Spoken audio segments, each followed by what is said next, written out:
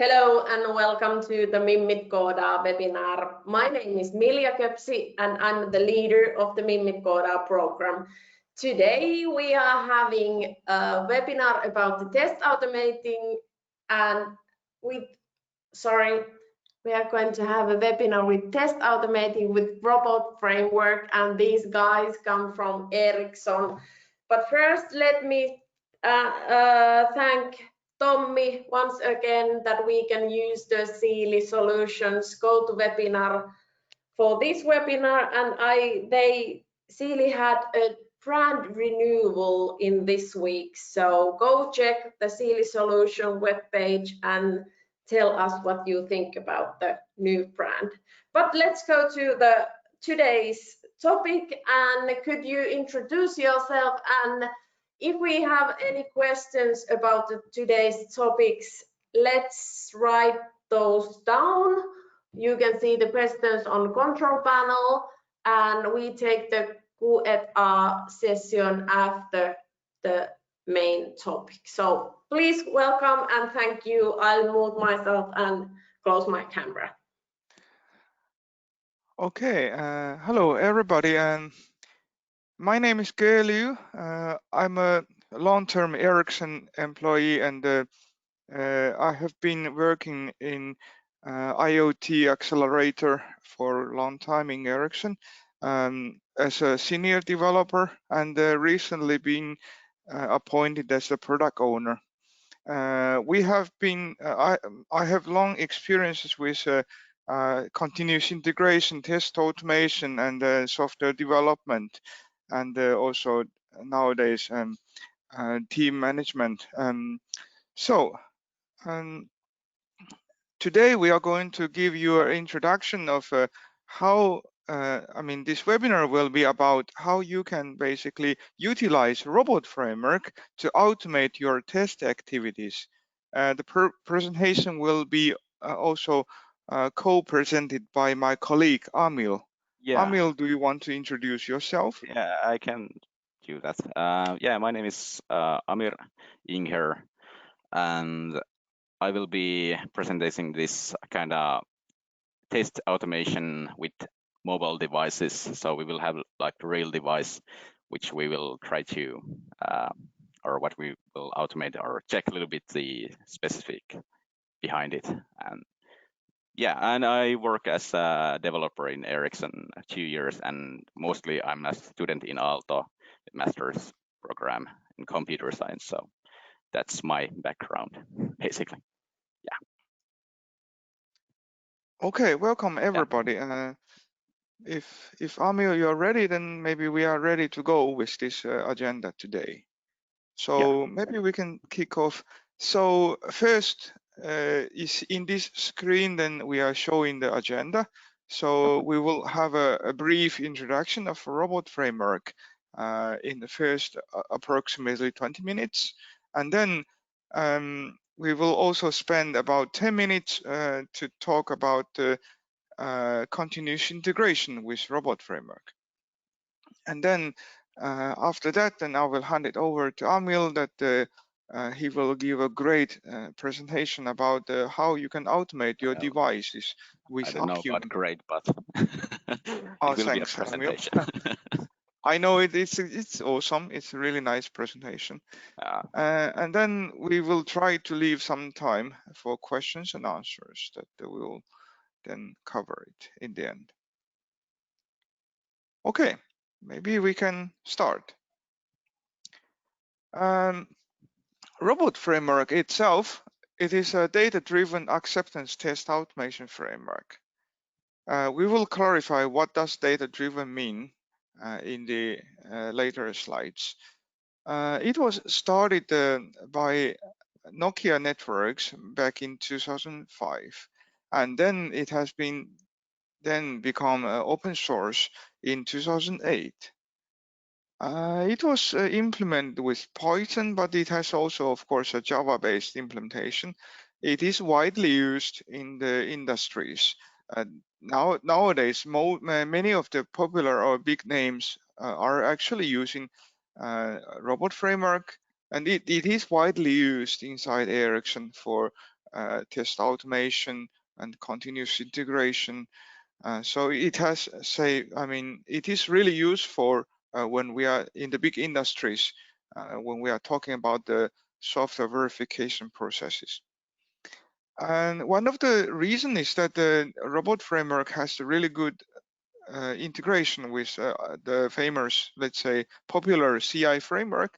For example, Jenkins. Today we will see one example that how does it integrate to Jenkins. And also need to highlight that today we are going to show the examples with Python-based robot framework. Some high-level architecture. Robot, of course, has basically in the bottom we see this system under test. That is basically the system that we will use robot to test. Robot will be used to verify the software functionalities and then performances. And then in between that we have test tools, and then on top of the test tools we have test libraries. And then robot framework is basically controlling those test libraries, and then on top of robot framework we can basically have multiple set of test data, so that these same robot test cases can be used to test different combinations, or for instance, if you have different test environment, different production environments, then basically those test data can be, you can switch simply only the test data and use the exact same test case. We will walk through also briefly on this in the later slides. Yeah, here it comes a basic structure of robot test case or test suite. And here I want to highlight that today we are talking about the use case of using robot in test automation, and the robot can of course be used in the this business process automation as well. But today's webinar is mainly about using it in test automation. There are some slight differences, but anyway, a robot case can be divided by, our test suite can be divided by these 4 sections: settings, variables, test cases, and keywords. And then if you if you want to use it in the business process automation, then you need to replace this test case section with tasks section. So here is one example. Basically, you can see the settings table or settings section contains configurations, and the variables section contains variables. And then remember that robot requires, if you want to use your user variable inside the robot test suite, then we have to use this dollar curly bracket format. And then you can define your variables like this. And then the test case section basically is where your test cases are located. And these keyword sections will contain the keywords that you want to use. Keywords are comparable to functions in Python and methods in Java. Yeah, so we will go through with some examples in the coming minutes. Yeah, here this is a robot is also a keyword-driven test framework. It means that you can define your own keywords to realize certain functionalities. So, for example, here is let's say it's a keywords that I have created, and then inside the keyword I'm calling basically the native keywords coming from this robot framework Selenium library, Selenium 2 library. We will also see the examples today, and then but this is basically a concept of a keyword. So basically, sorry, this is basically a test case, and then this uses basically the keywords coming from the Selenium library, and then Selenium library provides us lots of pre-made keywords, and in the later examples we will also walk through how you can create your own keywords and not just using the ready-made ones. And here is examples about data-driven. Robot framework is data-driven, and this is an example that if you have plenty of scenarios, for example, password policy, and then these scenarios are basically the same, except that test data is different, then you can set up basically a so-called template, test template. Then basically, and then you will be able to switch simply the variables, and then your test suite will be very short. We have a specific example for that. Coming to the variables, simply because here we are using Python formatted Python-driven robot framework. So basically, you can also define your variables in a Python file. And here, this is a format. This is basically an example of the variable file in Python format. So basically, look at the previous examples that if you in the robot test case, if you want to define a variable, then you have to use this $curly bracket, and also remember the closing curly bracket. And then, but in Python file, you basically write it as a variable in Python format. And remember, if it's a string, then you need to have quotation marks around your string. And then when you are executing your robot cases, if you want to alter some value, you can also give it in the command with a -v, and then the variable name, column, and the value. So robots support many different alternatives. You can switch your variable value. You can either give it inside a robot test suite, or you can basically give it in a Python file. You can, of course, give it when you're running these test cases. We will have examples for all of these. And then, of course, in the big industries that we wanted to connect requirements and our actual test case, this makes it more convenient for people who is not doing verification to understand what test case is doing. What are we verifying here? So basically, if you know these curly brackets, basically curly brackets, this Gherkin language, the Gherkin language gives this given, when, and then.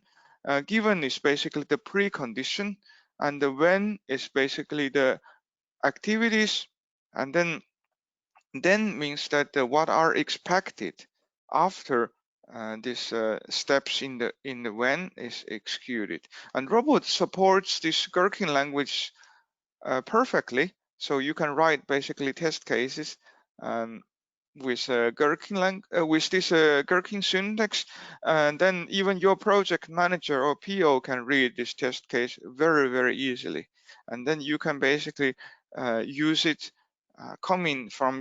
use directly the description written in the requirements and put it to your test case. Yeah, and then another important thing is about tagging. Robot has provided number of options that how you can tag your test cases. The tags can be used to run a test case or test suite. You can tag a group of test cases so that it can be executed all together. And of course, tagging can be used to exclude some test cases. In robot, that it is this -i switch that you can include tags, test case with tags, and the -e is the one that you can exclude certain robot cases from being executed. Yep. And then important thing is that you can also use Python functions directly in your robot case. If you feel like that certain keywords is not enough for you, then you can also write a Python function to be used in your keywords. And so in this example, as you can see, that you can basically directly use your Python function. And then remember that you can actually remove the underscore and replace it as a space. In robot, another thing I need to highlight is that a single space is not a separator. A separator means 2 spaces or more. In Ericsson, we are using 4 spaces. So just to make the robot code more readable. But of course, if you have a modern IDE like PyCharm, for instance, those should be handled nicely already. And then if you want to use Python function, you need, of course, put that as a library in the settings table. Okay. And then one of the beauty of this robot is that the test report is really, really clearly defined. And then you can see this example that you see the statuses, and also you see the detailed execution steps very clearly. And this file basically you will be able to, anyone can interpret very easily what is the steps about, where it fails. And if it's a Selenium, for example, if it's a web browser-based test case, and then when it fails, it can also take a screenshot. All right, some more. Something to talk about where to find more information. So Robot has a pretty good list of external libraries. I think we don't really have time to look at it today, but go to robot.org/libraries, then you can find all the libraries you need. And then including, so basically this library means that it includes standard and external libraries. Standard libraries are installed already when you're installing the robot framework. The external ones are coming with separate installation. And then it provides many different ways to install robot framework. We are using pip to install it since it's very easy and handy. You can use it in both Windows and the Linux and the even Mac. Yeah, as mentioned here, external library you need to install separately.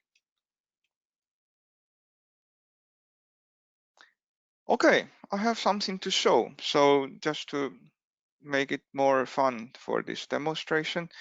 So yeah, so first things first, I wanted to show maybe we can start our web application to start with. Now I have a web application running, and then if I show this web application,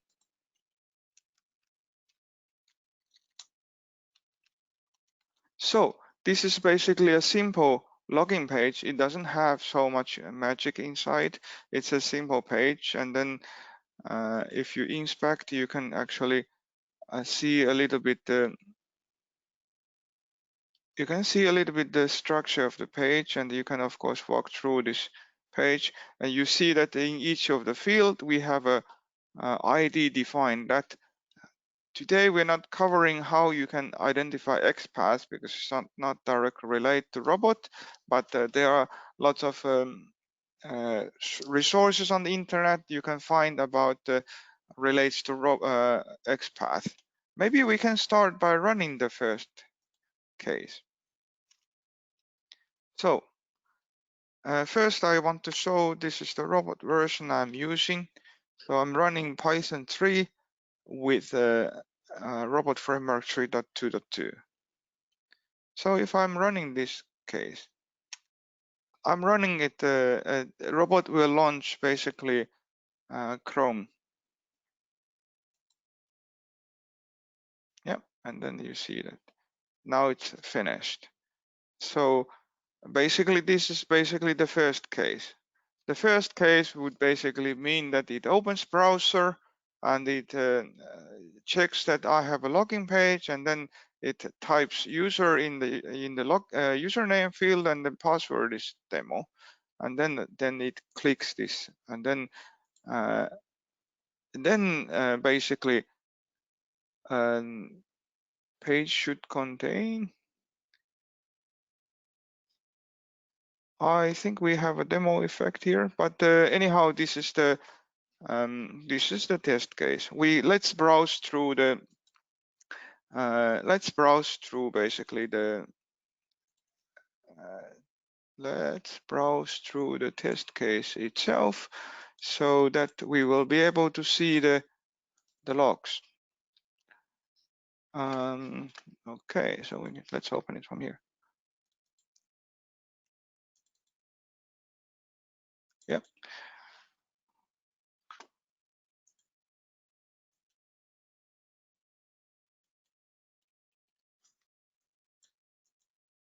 Yep. Okay, but maybe we can move on to the next case, so that if we wanted to basically if we want to basically make it more efficient, we want to define our test case, test keyword. So basically the keyword is comparable to a Python function. And then basically here you can see that we have defined number of keywords here, login to portal, and then basically these keywords are responsible for checking whether it's successful or whether it's not successful. And then here we can basically run the next case also.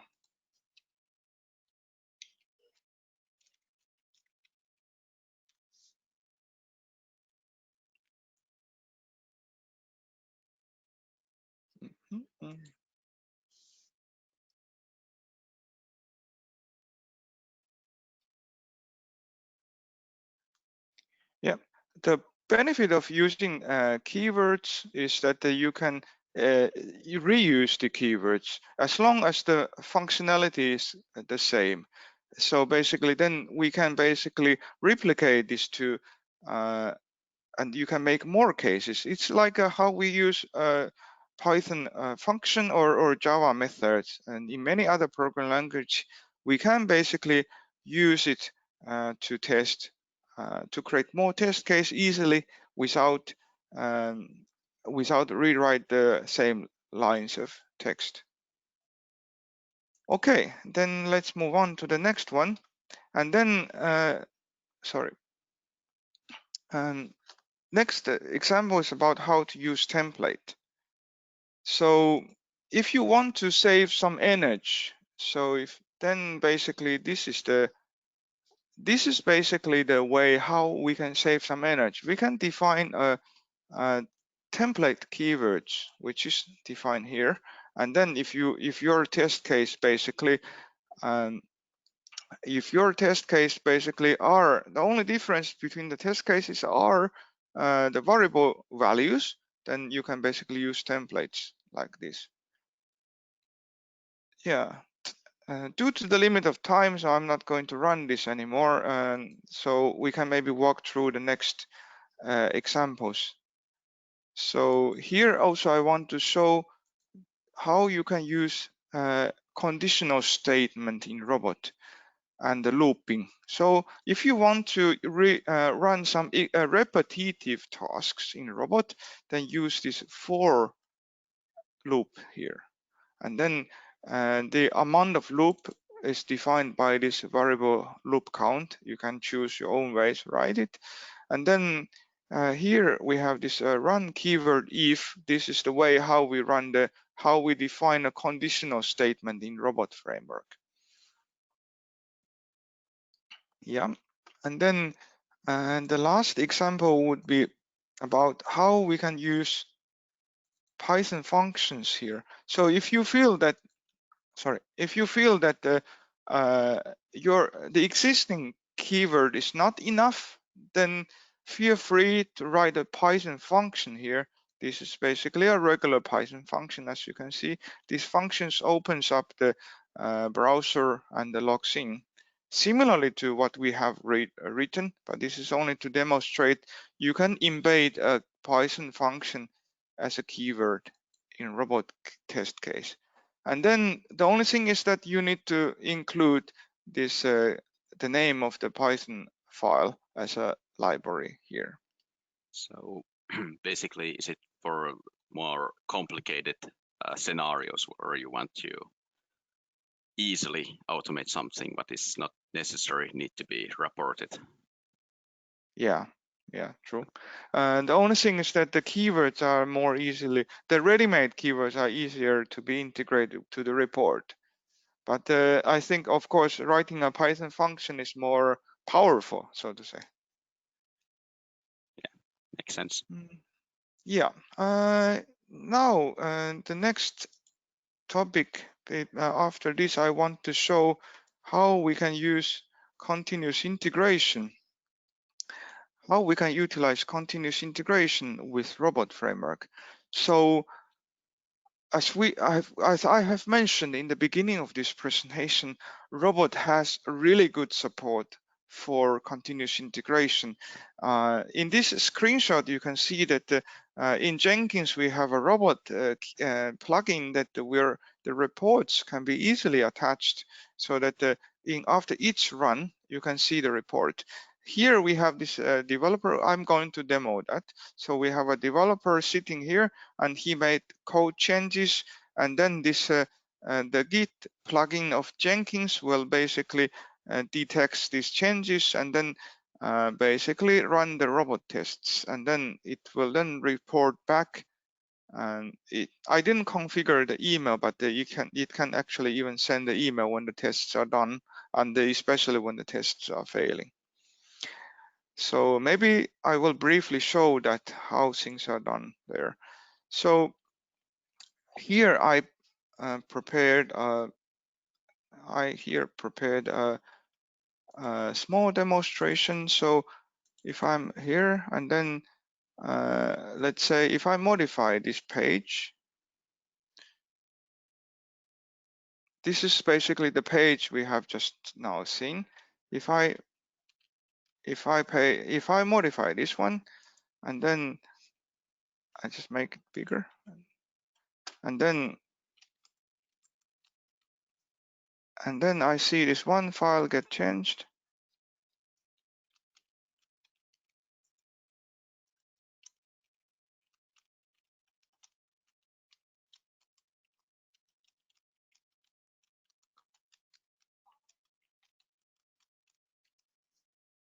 Okay, and then I push this one.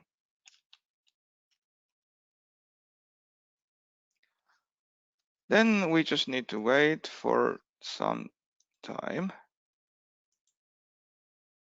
Robot is polling, Jenkins is actually polling the repo every minute, so there could be a few seconds to wait. So yeah, let's hope it was like in a second, not in a minute. it can be up to 1 minute, so because it checks every. Yeah, now you see that it started automatically running, and then we can actually follow how robot is running. So we can just go there. Yes, you can see that the robot framework started to run. See, the first test case failed because the button cannot be identified anymore because we have changed the value. So in this situation, the code would be not approved, or it would tell us that the code broke something, and we have to exactly. And then look. Yes. So this traffic light will become red. When this finishes, this will become a red color here, and we should be able to see the result here. So you see 3 cases failing. So if I open the report here, you will see basically the IDs that this login is not found. Okay, then let's do another magic when this fails. If we want to fix this issue, then for example, someday that our developer is saying that let's change this ID back. You can of course use revert as well in Git, but anyhow, if we do another Git push,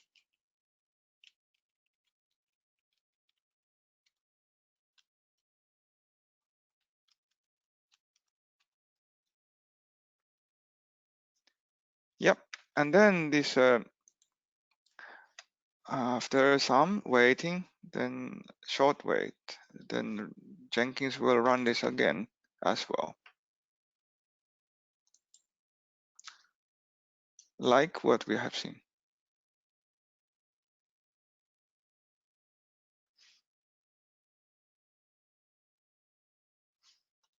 It can take some seconds.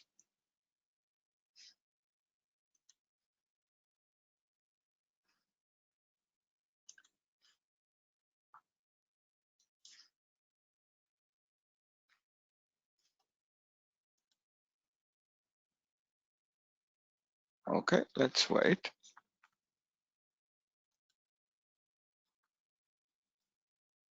Or did I push already? Yes, I did. Yeah, perhaps we are just unlucky and it just took the 1 minute, but it, Yeah, it's probably in the beginning of the minute. Then. yeah. Oh. Oh. Yes, now it starts. It was the minute. So yes, that it was really a minute. Now this traffic light will go back to the right color. Now you see that our test cases are going back to pause. Yay, finally.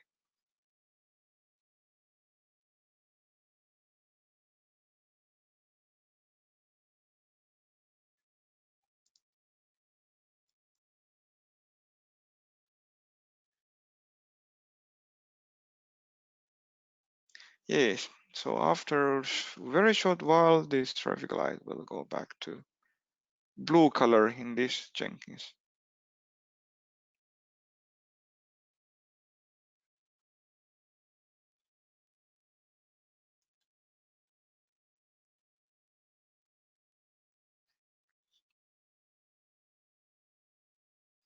Yep, so this is basically the demonstration. I think now it's time to invite my colleague Amir to talk about the device automation. I will make you, Amir, a presenter now. Okay, so yeah, let's see, where should I start? Now you are the presenter. So, oh yeah, do you see my screen? Yes, I do. Yes. You can see, okay, great. I'm just, yeah, I had to log into my school, this kind of virtual machine to get the access. Do you is there this? Do you see the whole PowerPoint currently? Yes, I do. Yeah. Okay. Yeah, you then have this. Okay. Yeah. Anyways, I will be talking about a little bit this mobile device automation, and here is the content. So basically, we go through some few use cases, examples, where to use, and basically we will check how it works. It's very unfortunately that we don't have this actual seminar where we could actually show you how it's done and so on. So the main thing is here that I will try to basically show what it needs or what kind of effort it needs to get set up, and I don't expect you to remember all cases how it's set up and so on. And then we will have little demonstration how it works, how you operate with the Appium, and small demo. And yeah, let's go through the use cases. So basically, here is 5 use cases what you could basically use. Perhaps the main thing would be automating the UI testing. Basically, you're checking if you do like showed that if you change something in the UI and it broke something, it will warn us that the application has been broken and you can fix it and go through it. Yeah, and oh, sorry, and other one is end-to-end testing. Basically, if you have like some kind of backend device and you want to see that the generated data goes to your backend and you want to verify that it has reached, so you can easily create this kind of end-to-end environments, which is very great. And in Ericsson, we are mostly concerned with the validating the traffic, obviously, because we have this kind of mobile networks and so on. So we want to validate that this kind of traffic, what we generate from these kind of mobile devices, is coming and it gets every single piece of it, basically, and we can validate its correctness and see that our systems work based on that. One is like test apps, like testing the application's logic, but that might go with these two, basically. So I just added them. Or if you have like automated processes, that's RPAs. Like let's say you have like boring game or a boring level in a game what you want to automate, like fetching some gold in some mine. So you can automate that process for yourself, so you can be rich or whatever the game works, basically. And yeah, Prerequest is this kind of phone or emulator or this kind of Android environment, and Java and Python and robot framework what we went through what Geir went through. We will focus in this presentation mostly in the real Android device. So it will be an Android top of the Windows 10. So we will use the Windows 10 as operating system to execute this kind of things. Unfortunately, we cannot go deeper in the Mac and Linux and iPhones and so on, but the idea is to get the idea, I think. Yeah, here is the map, high-level architect of the device. I will just move this here. And basically, you have the Appium, and we are going to use the desktop version. I will go through that in a while. And you have this Python, where top of that is robot framework, and you install this kind of Appium library, which will be the client to communicate with the Appium, and the communication will be established with HTTPS, basic API protocol that's quite generically used. And the Appium will use this ADB, and this is like Android debugging bridge. So this will be able to establish this kind of debugging connection session with the phone, and you have to also activate it. To be able to activate the connection, you have to basically activate it from your phone. So you have to have this developer mode, and you have to enable this USB debugging mode to be able to have this kind of conversation between these machines. And how to set up the environment for Android. So I don't really expect anybody to like. This is just for you getting the point how much effort it will need. So basically, you have to install the Appium, obviously, that you can do with the Node package manager. So you can have only the server, or you can download the desktop version from Appium's page. I will use the desktop version because I think there is few features what I really enjoy, and I will show that later in this presentation. And then you have to download the Android SDK, and you can download the Android Studio, where you can generate this kind of actual applications for Android, because then you will have the access to this emulator. So you will have this virtual phone in your computer, where for application testing that would be probably enough, but for real devices where we want to see about the traffic and actual concrete this kind of verify the data basically. So its device is needed for mobile networks, and for that, for a real device, it's enough that you have this platform tool, and that contains the ADB, what is the bridge basically to your phone and the machine. And then you have to set the environment variables to point either Android Home to these platform tools, or Android Home where you have all the extra stuff. And yeah, so that's more, you can find more from internet, and that will I will at the end there's a few links which are quite useful. Yeah, and basically when you have installed the SDK, you have set the environment from your machine. Then it is important that you go to this enable this developer option. So basically you go to this build number, tap it 3 times, and it will open this. And when you click this, it's important you put this USB debugging mode. So it's will establish this kind of connection with your phone. So you have proven that this is okay to have this kind of conversation between these machines. You might need driver. Personally, when I did it to my personal desktop, which I'm currently using, I did not need any drivers to run it. But I remember I have this 1 year ago, I had this case where I had to install for LG's Android phone this kind of driver. And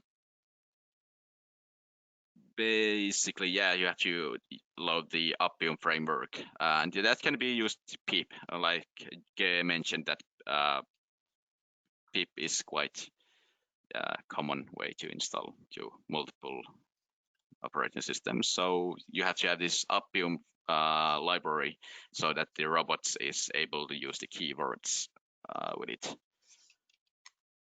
And here are a few very important ADB comments, assuming that you have the ADB or the Android SDK downloaded, and it's pointing to this. I will come to this actually next, and yeah, let's do that. And yeah, now we'll talk about a little bit how it works, and I will concretely show how I am personally using it. And yeah, then we will have the demo. Okay, so are you able to see this? I will confirm from you. Yeah, I can see. Yes. Yeah, you can see. Is it like? Yeah. It's okay, half of your screen, yes. Half of my screen. Okay, great. I will block in. Actually, let's do like this. I will put the camera. Sorry, don't get motion sick, because I will put the camera so that you can see my phone. And sorry about the my notepad. It's notepad, or notepad, my notes. Yeah, basically I will plug this to my phone, and now we have the Appium server. That's good to start, and yeah, now it's started. And what I think is very useful using this kind of Appium server, you can obviously put it run very easily, and you have all the logs and so on. But you have this kind of inspector mode, what Ge showed also from Chrome. So if you wonder how you can locate this kind of elements, what you want to click or so on, you can find it from this Appium Desktops Inspector tool or utility security tool. Yeah, I'm not sure what's the real name. Yeah, it's inspection system. Okay, this will take some time. So I don't know why. It's like awkwardly long time. So yeah, now it works. So basically, you can generate these sessions, take connections, and I will demo Yodel, and I have spelled it wrong, but I will demo because I thought what's the best place to test the robots and bots. It's like some yeah, I don't really have any good reason for that. It was some application was already existing in my phone, and actually also that I wanted to demonstrate something that you cannot access via this kind of browser or web based. So it's completely, if you want to do this kind of robot testing to phone application, then you cannot do anywhere else than with the Yodel or with some other application as well. But in this case, yeah, I'm probably talking too much about this. Anyway, so here are some very key parameters what you have to set up. And actually, let's put this in mode. Yeah, this is an easy way to add more parameters. So and define different things. There is more in internet. You can large documentation. What else there you can specify. But in our case, the most important is the platform name. So Appium is able to understand it's about Android. Platform version. It's good to specify what like number or what we are which kind of system we are operating, and the device name. So it's able to find your actual device, and this is one of the probably useful commands with the ADB. So with the ADB device, or let's see if I already have it here. Yeah, I can see that, okay, this is my device and the device is active. So I know I have established this kind of connections and everything is basically function as it should. And another one is this app package and app activity. And basically, app package defines what application are we talking about, and app activity defines what in that specific application we are interested to see.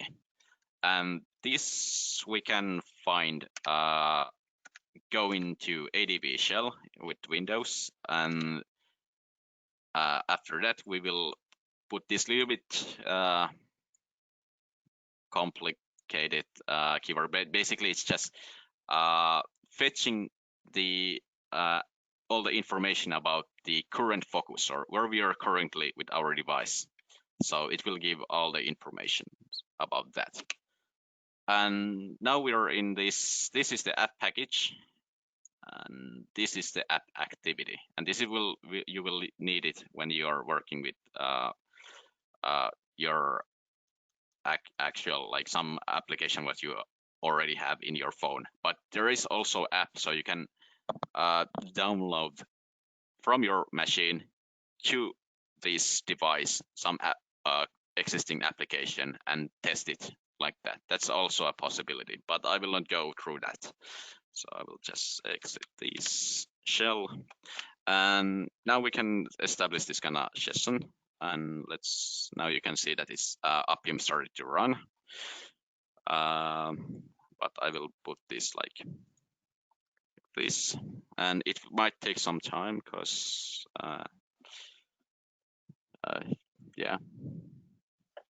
yeah, it might take some time. Nothing to add there. And this is basically how you can operate it. So I have now established this kind of connection to Yodel, and there is some like useful functionalities. Like this is the tapping, so you can tap. This is the swiping, so you can swipe, and there is like selecting elements, so you can like find this kind of, actually let's put this a little bit bigger. You can find these kind of elements in here.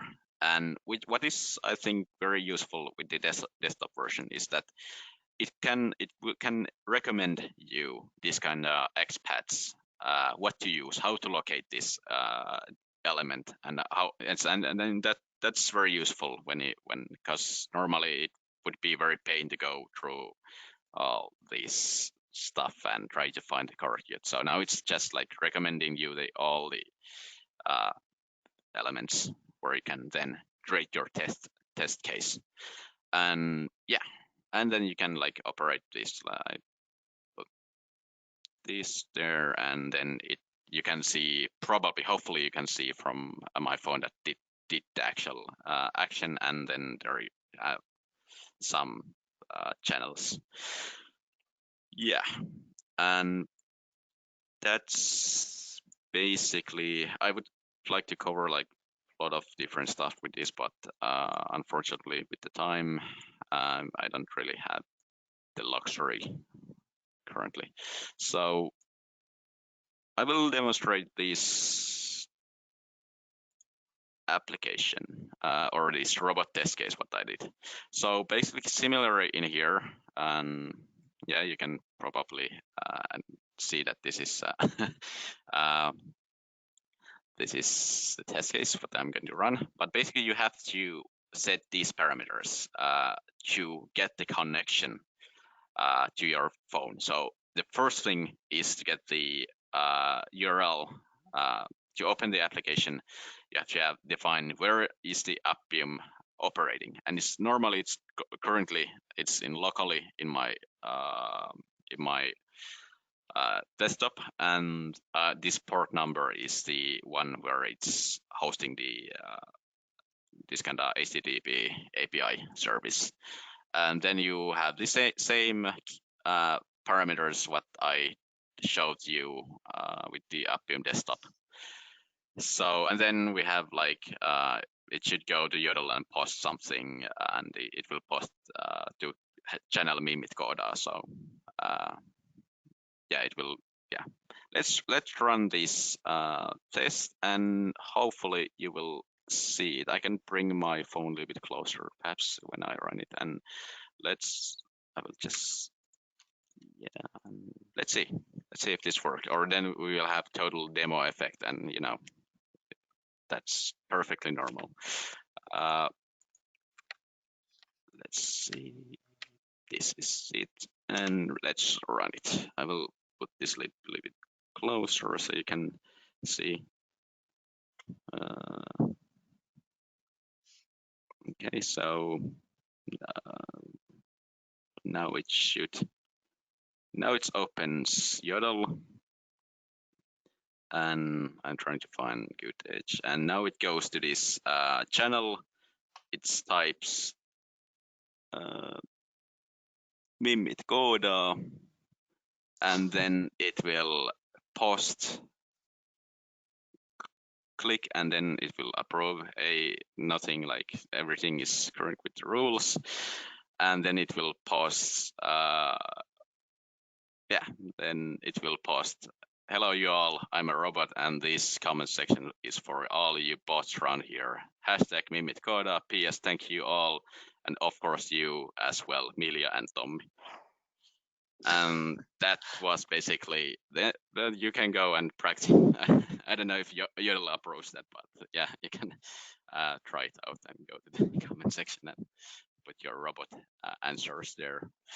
And yeah, that's pretty much my demonstration. Sorry about that.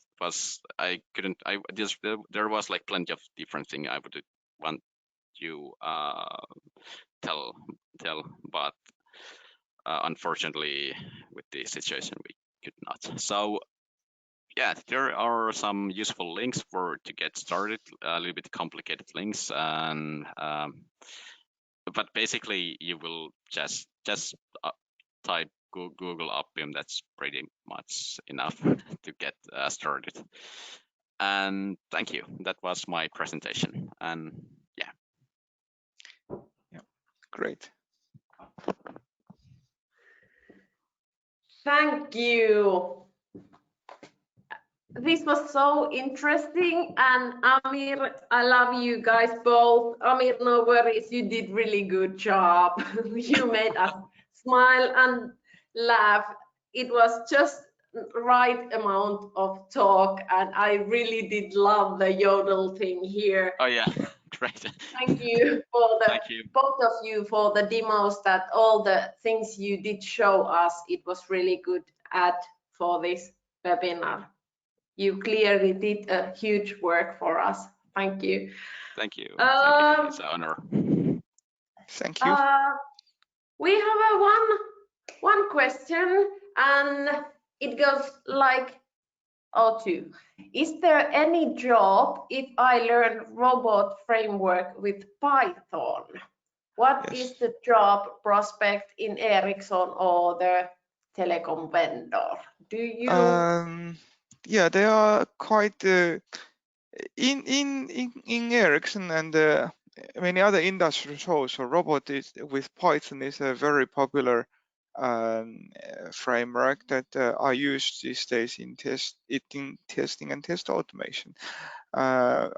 Ericsson, for example, do need people with robot framework skills and plus Python skills, of course.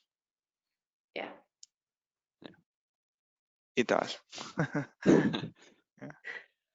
Here's thanks, Ge and Amir, for your presentation. It was insightful. It's interesting to see the real device in real work environment. Could you share us the recorded version of this webinar? And wish you could do more webinars like this. Yes, we are recording this at this moment, and we will share this on next week in our Mimit Koda blog.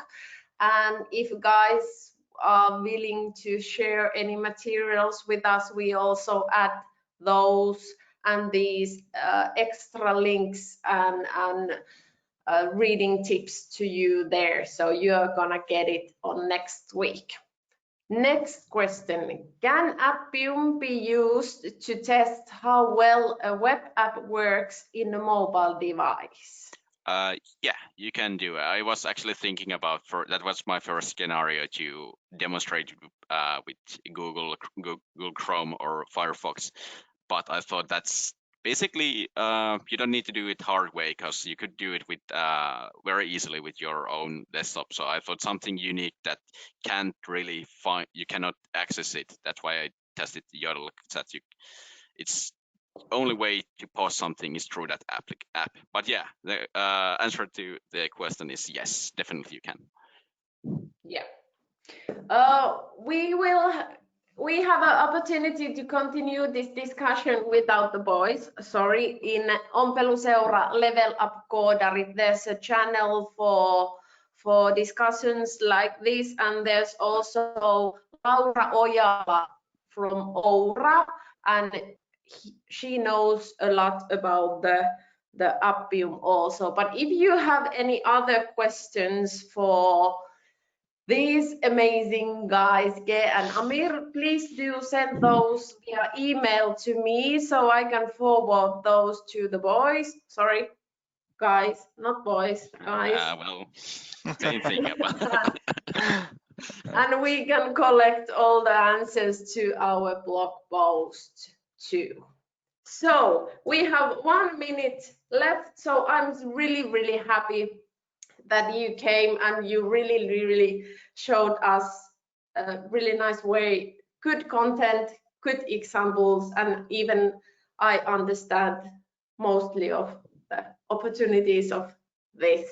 So if you have any other thoughts that you would come back with some other topic or continue with this, we are happy to have you back here. Thank you. Thank you very much. Thank you for this arrangement. Yes, it has been an honor, and thank you very much. It was very fun to do this whole thing. So yeah.